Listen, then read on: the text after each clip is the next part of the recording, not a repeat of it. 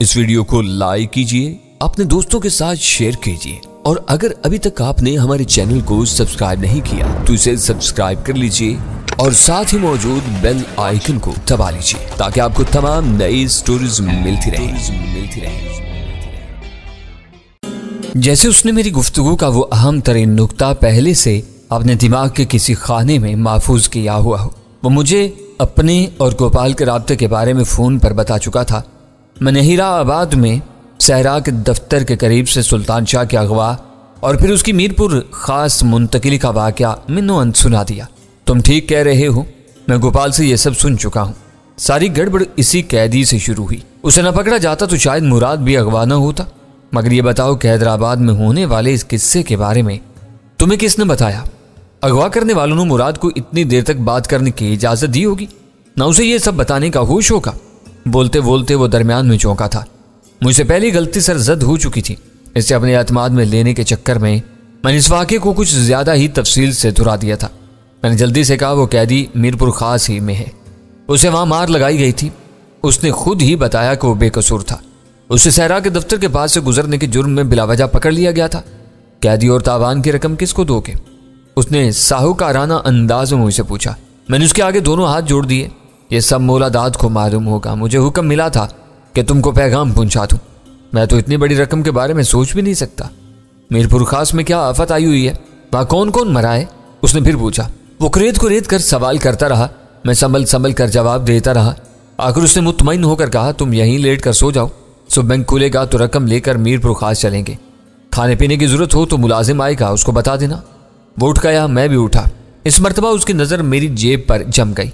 तुम्हारी जेब इतनी भारी क्यों है? मेरा दिल तेजी से धड़क उठा। मैंने जेब से रिवाल्वर निकाल कर उसे दिखाया। मेरा हथियार है, इसे होटल में छोड़ने की बजाय साथ ले आया। छोटे होटलों में हथियार और रकम की चोरी जरूर होती है। लाओ ये मुझे दे दो, सब वापस मिल जाएगा। उसने ताकमाना अंदाज में हाथ फैला दिया। मैं होटल से सुबह सवेरे यहाँ आ जाऊँगा, वहाँ मेरा थैला पड़ा हुआ है। मैंने झिझकते हुए कहा। इस वक्त रिवाल्वर का दस्ता मेरी गिरफ्त में था और उसकी नाल फर्श की तरफ झुकी हुई थी। इस वक्त तक हर बात बिल्कुल सही थी। मेरे जवाब पर कादिर के जहन में ना जाने किस वसवसे ने सर उभारा कि उसने एहतियात को बालाए ताक रखकर मेरी तवक्का के खिलाफ अचानक मेरी तरफ जस्ट लगा दी। इसका हाथ मेरे रिवाल्वर पर पड़ा। रिवाल्वर के ट्रैगर पर मेरी उंगली का दबाव खुद ब खुद बढ़ता चला गया। वो मुझसे रिवाल्वर छीनने की पूरी सी कोशिश भी न कर पाया था कि पुरशोर धमाके से गोली चल गई। वो एक नागाहानी हादसा था। गोली उसके बाएं पहलू में पवस्त हुई। वो चीख मारकर मुंह के बल नीचे गिरा। इस वक्त यह देखकर मेरी आंखें फैल गईं कि गोली उसकी पुश्त में बड़ा सा शगाफ डालती हुई बाहर निकल गई थी और जख्म से खून का फवारा उबल पड़ा था। घर के अंदरूनी हिस्सों से कई मिलीजुली मर्दाना और जनाना चीखें उभरी। बाहरी चौकीदार ने ललकारते हुए पैदर पैद 2 हवाई फायर कर डाले। मैं अचानक की खोलनाक मुश्किल से 2-4 हो गया था। मैंने आओ देखा न था, वो पूरी कुव्वत से ड्राइंग रूम से बाहर दौड़ लगा थी। मुझे देखकर चौकीदार लम्हा भर के लिए टिटका। मैंने उसे खौफजदा करने के लिए एक हवाई फायर कर डाला। चौकीदार खुले मैदान में था जो पोर्च का ड्राइव वे था। अपनी जान बचाने के लिए वो सीने के बल जमीन पर लेट गया। मेरे पास वक्त नहीं था। मोहलत किसी भी लम्हे खत्म हो सकती थी, जबकि मेरे और फाटक के दरमियान मुसल्ला चौकीदार हायल था। मैंने अपना रुख अहाते की बगली दीवार की तरफ कर लिया। चौकीदार ने मेरा इरादा भांप कर फिर 2 गोलियां चलाई, लेकिन बदहवासी की वजह से वो निशाना नहीं ले सका। वो खुद मुतहरक था और मैं भी जाविये बदल कर बहुत तेजी से दौड़ रहा था। इमारत में से उभरने वाली चीखों पुकार की आवाजें बाहर आ चुकी थी, लेकिन इनमें से शायद किसी के पास हथियार नहीं था। मैं दीवार तक पहुंचा ही था कि चौकीदार ने फिर 2 फायर किए। उसने तीसरा फायर भी करना चाहा, लेकिन फिजा में सिर्फ घोड़े की खट्टाक गूंज कर रह गई। 6 मरतबा आग उगलने के बाद उसके रिवाल्वर का चैम्बर खाली हो चुका था। मैं बहुत तेजी के साथ दीवार से होता हुआ बाहर कूदा। तौफील खान गाड़ी वहां ला चुका था। फायरिंग की पुरहोल धमाकों से उसने अंदर होने वाली गड़बड़ का अंदाजा लगाकर बहुत सही और बरवक्त फैसला किया था। सुल्तान शाह ने मेरे लिए अकबी दरवाजा खोला और मेरे सवार होते ही गाड़ी तेजी के साथ आगे बढ़ गई। क्या हुआ? क्या अंदर कोई गड़बड़ हो गई थी? गाड़ी को तेज रफ्तारी के साथ सड़क पर ले आने के बाद अव्वल खान ने पूछा। उसका मुकद्दर में मौत लिख दी गई थी जो आकर रही। मेरा आखिर तक फायर करने का कोई इरादा नहीं था। पूरी रुदात सुनकर अव्वल खान ने एक गहरा सांस लेते हुए कहा, अच्छा हुआ कि तुम्हारे इरादे के बगैर गोली चल गई और तुम वहां से बच निकलने में कामयाब हो गए। वो तुम पर गालिब आ जाता तो मुश्किल खड़ी हो जाती। यह अजीब वाकया है। इससे साबित होता है कि इंसान के इरादों से कोई फर्क नहीं पड़ता। जो होना है वो होकर रहता है। हो सकता है कि उसके जराइम संगीन रहे हों। कुदरत ने उसे तुम्हारे हाथों कैफे किरदार को पहुंचा दिया। सुल्तान शाह ने कहा। वो इस वाक़े से बहुत ज्यादा मुतासर मालूम हो रहा था। कादर खान के जराइम के बारे में हमें ज्यादा तफसीलात का इल्म नहीं था, लेकिन वो जिस आसानी और फिक्रमंदी के साथ मुराद की रिहाई के लिए तावान की खतीर रकम का बंदोबस्त करने पर आमादा था, इससे मुराद की साजिशों में उसका भरपूर किरदार पूरी तरह सामने आ गया था।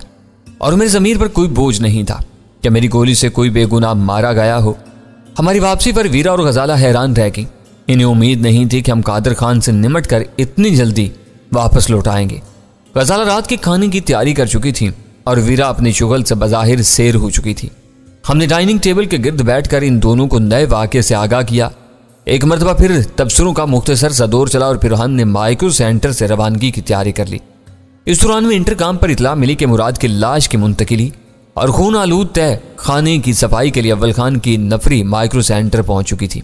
फोर्ड फाउंडेशन के अहम ओहदों पर काबिज CIA के एजेंटों ने 2 पाकिस्तानी NGOs के जरिए जो साजिश तैयार की थी, इसका ताना बाना बुरी तरह तबाह हो चुका था।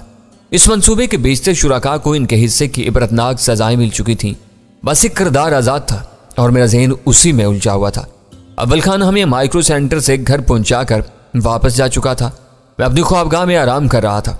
सुल्तान शाह दोनों औरतों के साथ कार्ड्स वगैरह खेलने में मसरूफ था। कृष्ण कुमार से कताई नज़र मुझे यूं महसूस हो रहा था जैसे फ्रीडम इंटरनेशनल और सहरा के खिलाफ हमारा काम पूरा हो चुका था। कादर खान का रहा सा किस्सा भी तेजी से निमट गया था। इससे आगे बेकारी नजर आ रही थी। वो मेरी खुश फहमी थी जो ज्यादा देर तक बरकरार न रह सकी। 11 बजे घर के फोन पर जलाल की कॉल आ गई। मुझे अंदाजा था कि उसने चंद घंटों के वक्फे से वो दूसरी कॉल बिला वजह नहीं की थी। वो मुझसे इधर उधर की बातें करता रहा, फिर खुद ही कृष्ण कुमार के मौजू पर आ गया।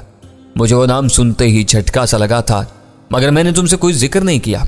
वो कह रहा था, कृष्ण कुमार का नाम हमारे रिकॉर्ड पर मौजूद है। वो बहुत सी मजमूम सरगर्मियों में मुलव्विस होने के बावजूद कभी हमारी बाज़ाब्ता गिरफ्त में नहीं आ सका। ऐसे मुजरमों के खिलाफ ज़ाब्ते रुकावट बन जाते हैं क्योंकि वो दामन बचाकर काम करने के आदी होते हैं। इसीलिए तुम्हारी कामयाबियों की रफ्तार तेज बल्कि काबिल रश्क होती है।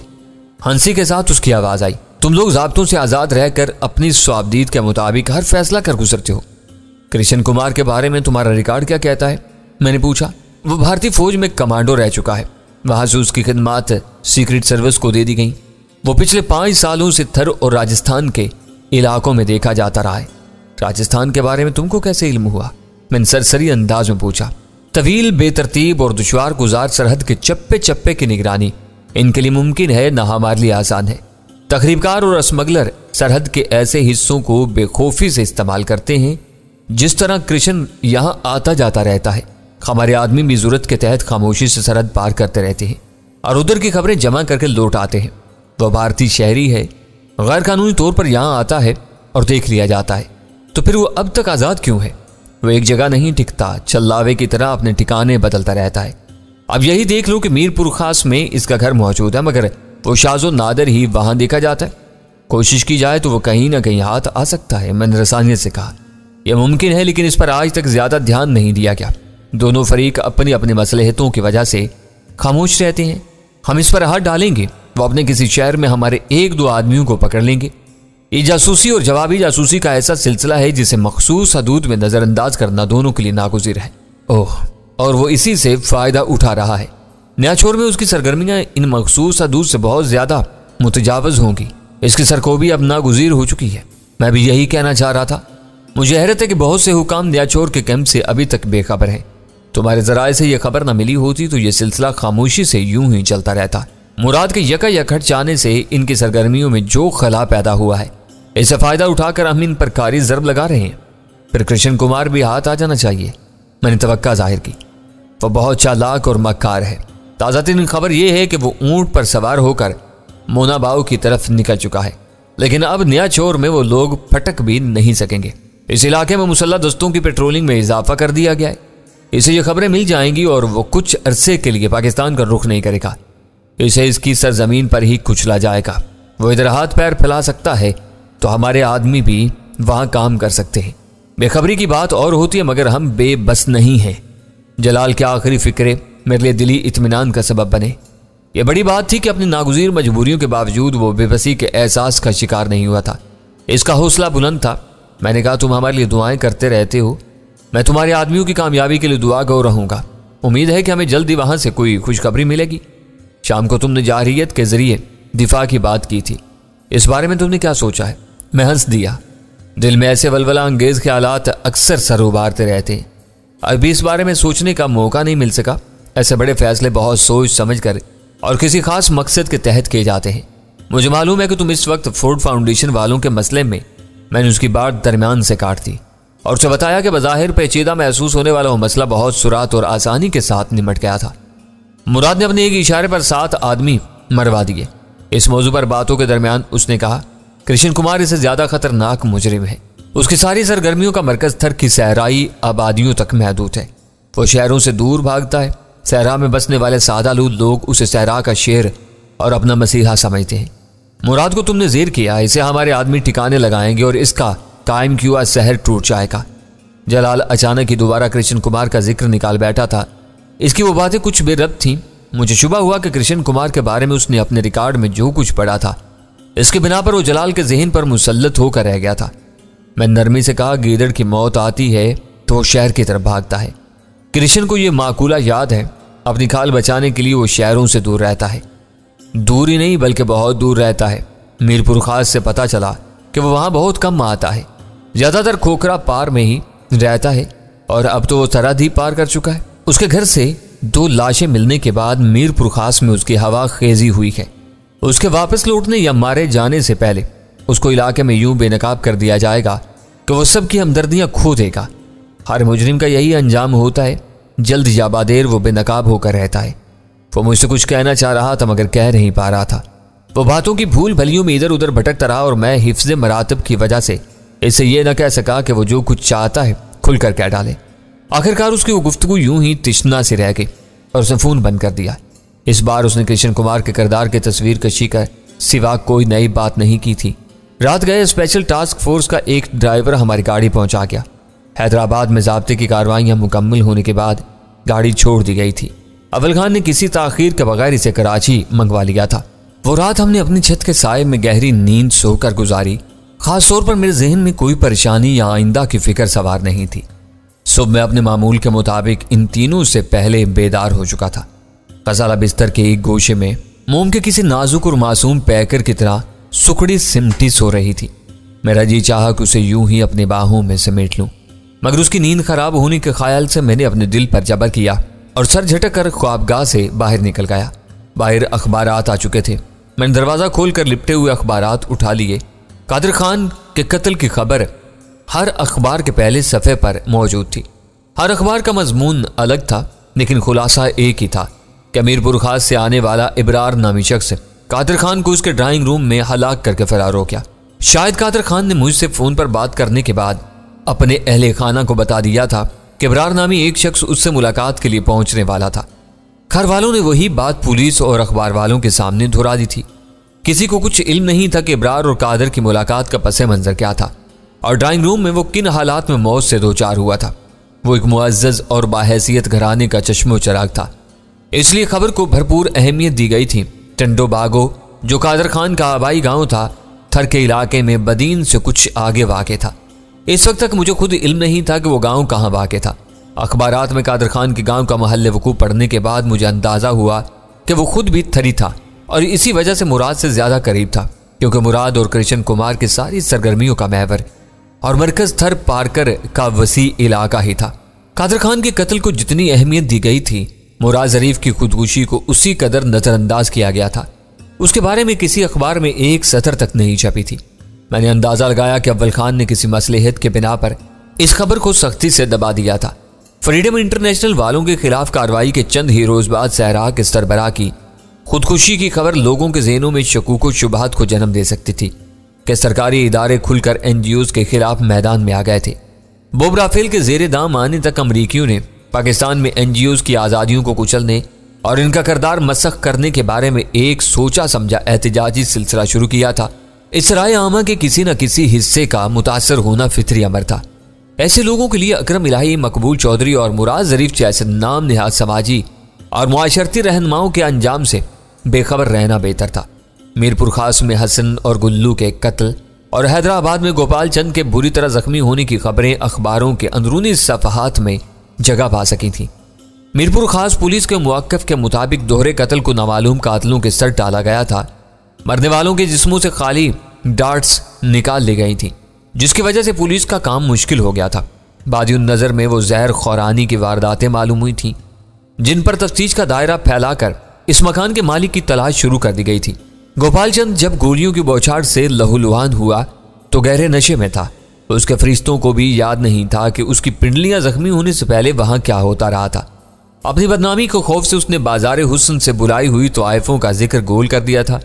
इसलिए किसी को कहानी का वो हिस्सा मालूम नहीं हो सका था जो वो दोनों औरतें जानती थीं।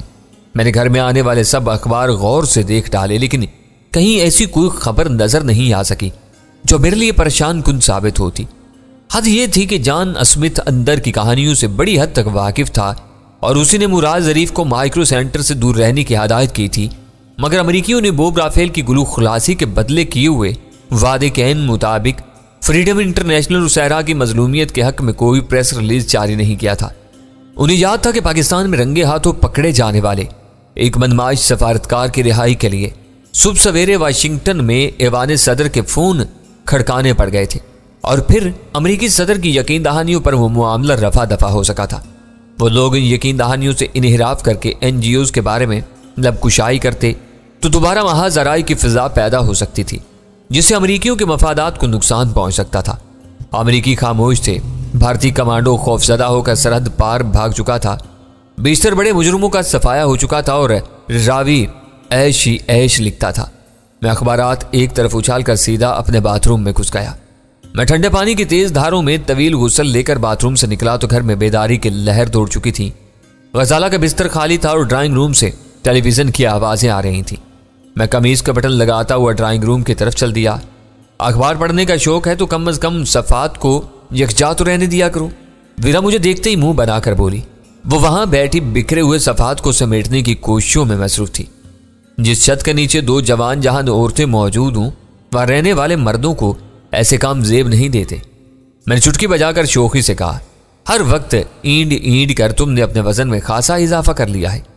तुम कौन सा मुझे अपनी बाहों में उठाते हो जो तुम्हें मेरा वजन बढ़ने की फिक्र है? उसने मेरे चेहरे पर तीखी नजरें डालकर धीमी आवाज में कहा, मुझ पर जरा सोच समझ कर तनकीद किया करो। अगर तुम इसी तरह काम चोरी और काहली की तरफ माइल रही तो कुछ ही दिनों में भूंडी हो जाओगी। मैंने जवाब दिया, तुमने अब किचन में गजाला का हाथ बटाना भी छोड़ दिया है। सीधी तरह क्यों नहीं कहते कि बीवी पर तरस आ रहा है? वीरा तेजी से बोली, ये मेरा और गजाला का मामला है, तुम्हें बीच में बोलने की जरूरत नहीं। उसे मालूम है कि मैं उसका कितना हाथ बटाती हूँ। पता नहीं तुम्हें मेरा काम क्यों नजर नहीं आता? सुल्तान शाह उसकी बात सुनता हुआ आया था। उसने वीरा के खामोश होते ही सवाल कर डाला, फिर तुम मोटी क्यों हो रही हो? यह मोटापा नहीं है, मेरा बदन जरा गुदाज हो रहा है। तो मुझे देख देख कर क्यों जलते हो? वीरा ने उसे आंखें दिखाई। अभी डैनी भी यही कह रहा था, जैसे ये दिन रात मुझे अपने कंधों पर लिए फिरता हो। सुल्तान शाह ने खुश होकर मेरी तरफ हाथ बढ़ाया, फिर गर्मजोशी से हाथ मिलाते हुए बोला, वाह क्या नजरें हैं हम दोनों की। मैंने तुम्हारी बात नहीं सुनी थी, मगर इन दिलगुदाज खानम की बातें सुनकर अंदाजा हो गया था कि इनकी हराम खोरी पर बात हो रही है। तुमने फिर हराम खोरी का ताना दिया? वीरा उसे घूरते हुए गुर्राई। तुम फिर हलाल खोरी का दावा कर डालो, बात बराबर हो जाएगी। सुल्तान शाह ने कहका लगाया। यह खासी तशवीश की बात है कि आज हम सब नाश्ते से पहले ही इतने चाको चुबंद नजर आ रहे हैं। मैंने कहा, जब ऊंट के कोहान की तरह जिस्म में फाजल चर्बी जमा हो जाए तो हल्के फुल्के नाश्ते की ज्यादा अहमियत नहीं रहती। सुल्तान शाह ने बरजस्ता कहा, इस वक्त सबसे अच्छा मूड वीरा का है। नाश्ता तैयार है और ठंडा हो रहा है। गजाला की आवाज आई, मैं बाद में कोई चीज गर्म नहीं करूंगी। मेज पर नाश्ते के दौरान में वीरा को अचानक चमन अली याद आ गया। वो सबसे सस्ता छूटा है, तुम्हें चमन अली की खुशुमाली जरूर करनी चाहिए। ये उसी का दम था कि हम बर वक्त गोपाल के घर पहुंचने में कामयाब हो गए और सुल्तान शाह इस वक्त हमारे दरमियान मौजूद है। गजाला ने कहा, तुम्हें से क्या पुरखाश हो गई है? वो चारों एक दूसरे से वाकिफ थे। वीरा ने हाथ रोककर कहा, इसे मालूम था कि मुराद का साथ देने से इनकार के नतीजे में मुनव्वर अपने घर के 6 अफराद के साथ मारा जा चुका है, मगर उसने तुम्हें इस बारे में एक लफ्ज भी नहीं बताया। मुनव्वर नवाब शाह के उस घराने का फर्द था जो धनी राम की बर्बरियत का निशाना बना था। इसके बारे में वीरा के एतराज में वजन था, मगर मैंने चमन की वकालत करते हुए कहा, इसे मुनव्वर का अंजाम मालूम था, इसीलिए वह मुराद से दहशतज़दा था। वो आखिर तक जुबान खोलने पर आमादा नहीं था। उसे अपना अंजाम सामने नजर आ रहा होगा। अगर उसकी बीवी दखल न देती तो हमें नाकाम लौटना पड़ता। चमन अली को कोई सजा नहीं दी गई। बाज पुरुष की थोड़ी सी सख्ती उसके लिए नाकाफी है। मेरी दानिश में उसे भी कुछ न कुछ सजा मिलनी चाहिए। गोपाल हमेशा के लिए माजूर हुआ है तो उसे भी कम अज कम चंद रोज साहिब फराश रहना चाहिए। वो शरीफ और मुलाजमत पेश आदमी है। मैंने कहा, इसके साथ जो कुछ हुआ है उसे वो जिंदगी भर याद रखेगा। कादर भी शरीफ और मुलाजमत पेशा था, मगर अब वो इस दुनिया में नहीं है। वीरा ने तंज से कहा, वो अपनी हमाकत से मरा था।